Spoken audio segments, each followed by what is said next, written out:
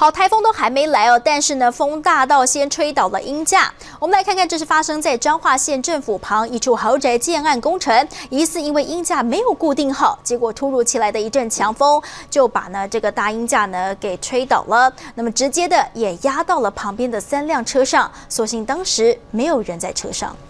建案工程施工鹰架被吹得东倒西歪，大面积倒塌，直接压在停在旁边的车上，吓得施工人员赶紧前来查看。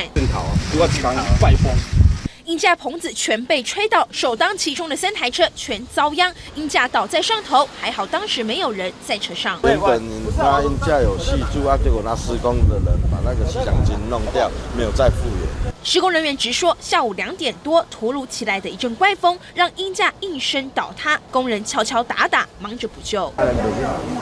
这样子拉出就对了，他就是因为给人家剪掉了，全部把人家气墙筋都剪掉了，没有再复原。位在彰化县政府旁的这处建案工程，8户豪宅，一户要价4000多万，疑似因为鹰架细墙筋没有固定好，导致强风一吹就倒塌，还波及旁边的3部车。建案人员保证会赔偿，不过台风还没进来，一阵强风就先吹倒鹰架，虚惊一场。中立新闻陈梦辉彰化采访报道。